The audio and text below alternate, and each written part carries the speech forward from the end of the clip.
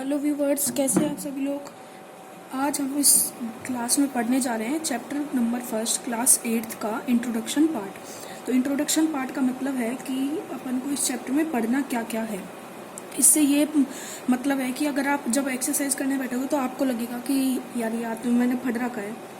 तो फिर चलो शुरू करते हैं, नेचुरल नंबर से शुरू करते हैं। इसमें है क्या क्या अपन एक लाइन वाइज देखेंगे, फिर बाद में मैं इसकी एक्सरसाइज वीडियो भी बना के भेज दूँगा। तो types of number, natural number आपको पता है 1 2 3 4 और इनफाइनाइट तक होते हैं। वोल नंबर्स में 0 1 2 3 4 इनफाइनाइट तक, इसमें जीरो ऐड हो जाता है बस। नेचुरल नंबर में जीरो ऐड करते ही वो हो जाता है वोल नंबर। अब इंटीजर क्या होते हैं, जीरो के दोनों तरफ होता है माइनस इनफाइनाइट प्लस इनफाइनाइट, ये होए तो इंटीजर होंगे। रेशनल नंबर क्या होते हैं, अब रेशनल नंबर नए हैं तो अब अभी हम पढ़ेंगे। तुम जैसे कुछ को तो पता होगा कि क्या होते हैं, लेकिन अभी मैं बाद में पढ़ाऊँगा। अब प्रॉपर्टीज़ पे आते हैं। क्लोजर प्रॉपर्टी, क्लोजर प्रॉपर्टी भी एक तरीका, अपन क्लोजर प्रॉपर्टी को ऐसे पढ़ेंगे, ये चैप्टर का मेन पार्ट है। क्लोजर प्रॉपर्टी को ऐसे पढ़ेंगे कि रेशनल नंबर पे अप्लाई करके देखेंगे रेशनल नंबर पे वो अप्लाई होती है या नहीं होती। चार में, प्लस में, माइनस में, मल्टीप्लाई में, डिवाइड में, इन चार तरीकों से अपन इनको अप्लाई करके देंगे रेशनल नंबर पे। कम्युनिकेटिव प्रॉपर्टी को भी अप्लाई करेंगे, एसोसिएटिव प्रॉपर्टी अप्लाई करेंगे, डिस्ट्रीब्यूटिव प्रॉपर्टी उसको भी अप्लाई करेंगे, एडिटिव इनवर्स।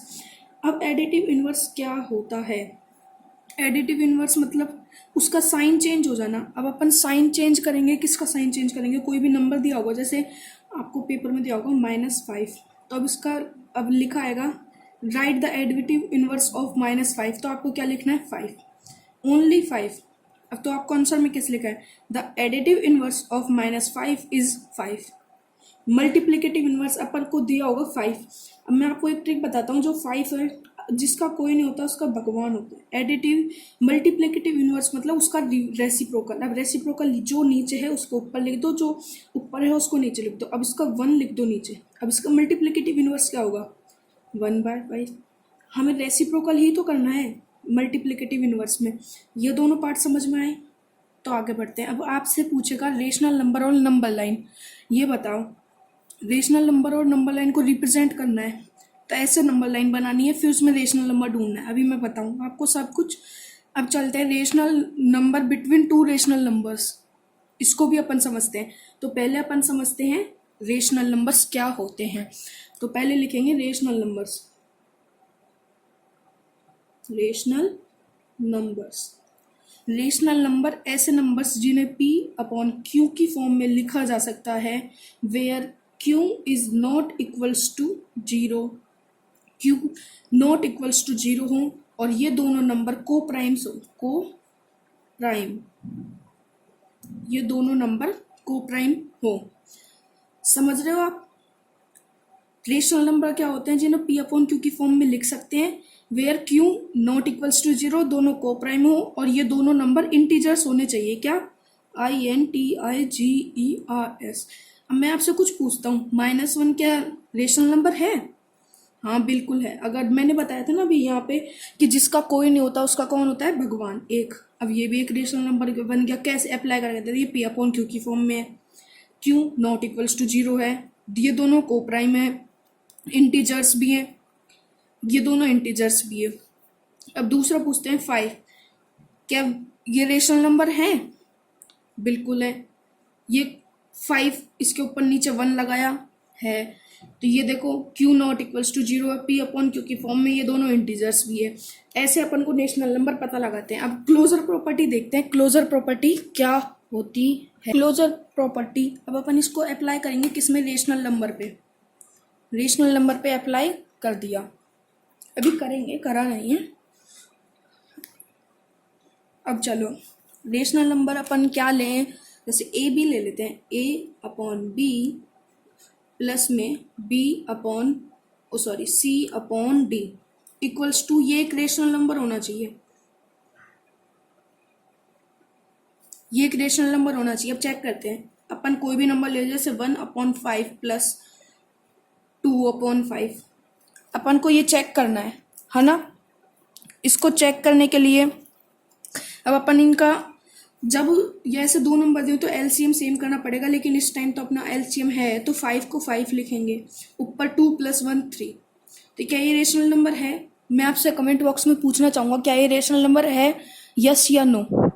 मैं आपको बता दूंगा बाद में अगले वीडियो में, जहाँ पे मेरा एक्सरसाइज करवाऊंगा वहाँ पे मैं आपको बता दूंगा, लेकिन उससे पहले क्या आप मुझे कमेंट में बता सकते हैं कि ये रेशनल नंबर है या नहीं। चलो तो अगले में चलते हैं। अब इनको माइनस में करके देखते हैं। 1/5 - 2/5 करें? पक्का रेडी हो? एक बार तुम करके देखो। ये वीडियो को स्टॉप कर लो। चलो मैं तो करता हूँ, वीडियो को स्टॉप करके तुम जरूर करना, इससे तुम्हारी प्रैक्टिस होगी। अब करते हैं। 5 तो 5 आ गया। अब 1 - 2 ये क्या होगा? 1 - 2 होगा -1। क्या होगा? -1। अब -1 हो गया तो ये क्या रेशनल नंबर नहीं है? देखो Q be not equals to 0 है, ये दोनों इंटीजर्स हैं, P/Q की फॉर्म है तो रेशनल नंबर पक्का ना रेशनल नंबर है। अब इसको मल्टीप्लाई करके देखते हैं, मतलब ये इस पर अप्लाई हो रही है, प्लस में अप्लाई हो रही है, माइनस में अप्लाई हो रही है। अब अपन इसको अप्लाई करेंगे मल्टीप्लाई में। 1/5 × 2/5, 5 5 जा 25, 1 × 2 2। क्या ये रेशनल नंबर है, बिल्कुल है। चलो आगे बढ़ते हैं। अब इसको डिवाइड में अप्लाई करते हैं। 1/2 डिवाइड में 2/3 आ गया। इसको 3/2 ले लेते हैं। 3/2, 1/2 और 3/2।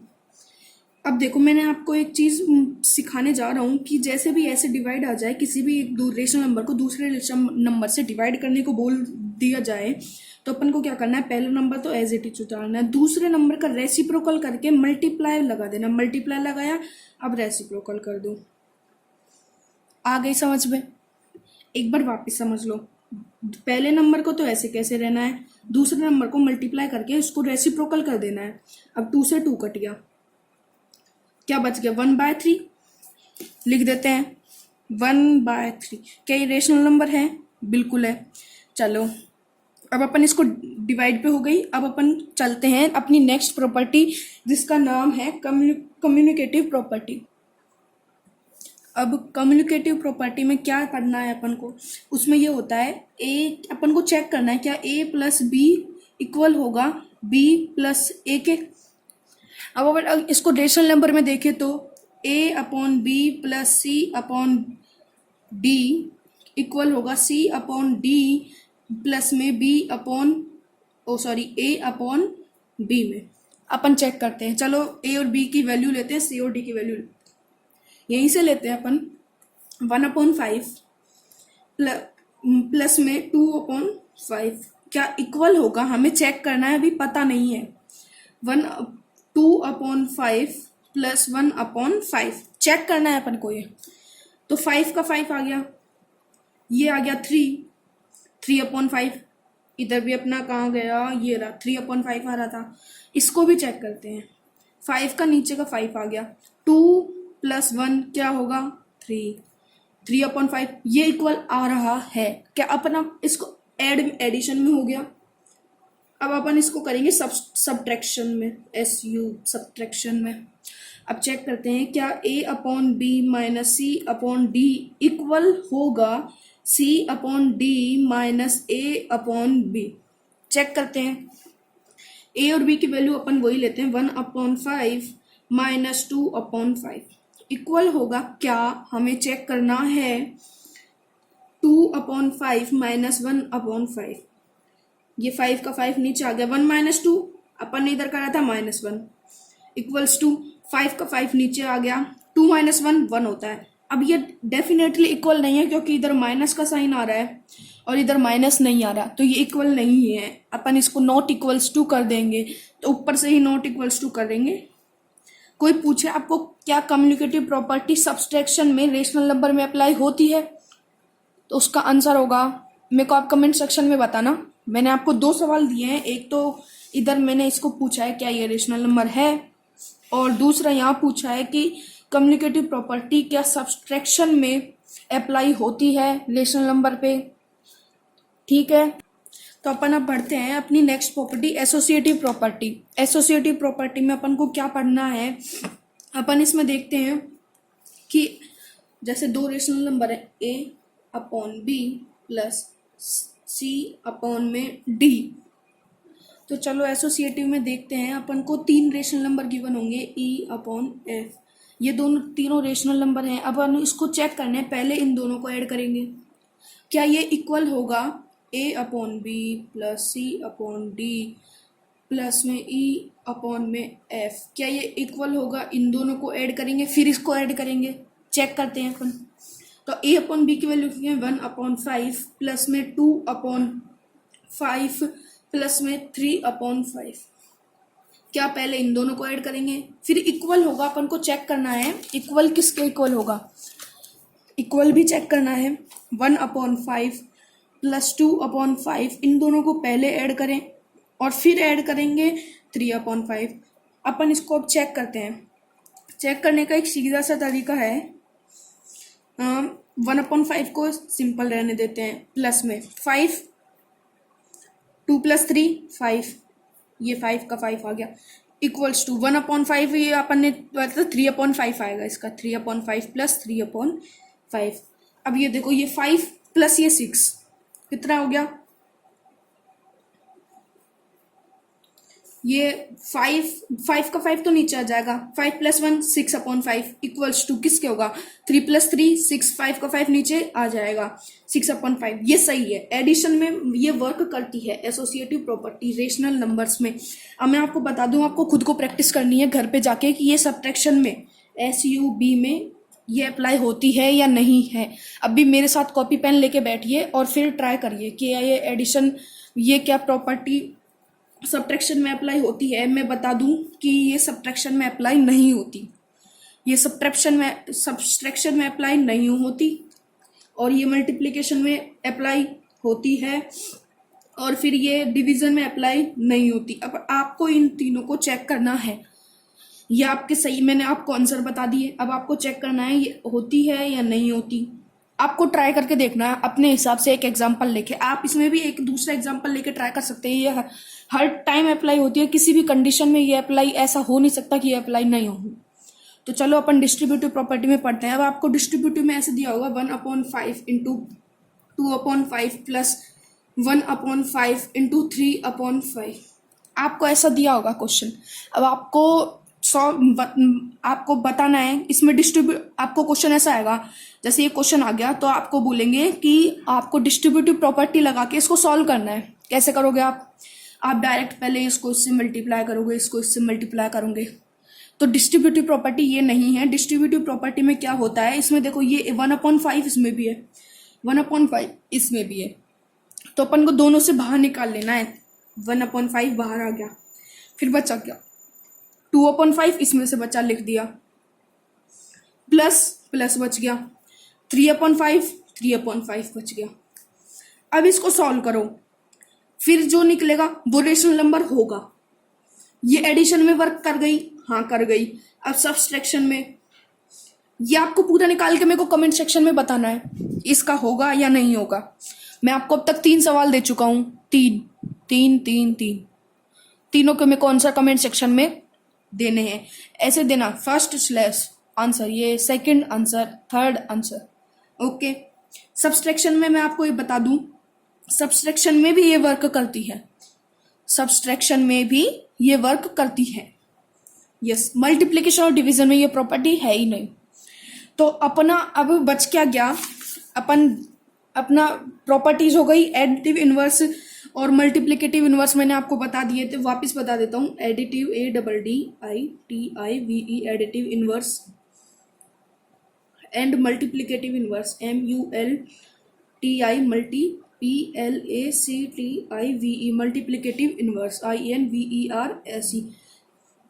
अब मल्टीप्लिकेटिव इनवर्स और एडिटिव इनवर्स को सोचने का सबसे बढ़िया तरीका है कि एडिटिव मतलब एडिशन, सब्सट्रैक्शन, ये 2 साइन आ गए। अब आपको देगा कि 10 का एडिटिव इनवर्स बताओ, 10 का एडिटिव इनवर्स बताओ, तो क्या होगा, -10।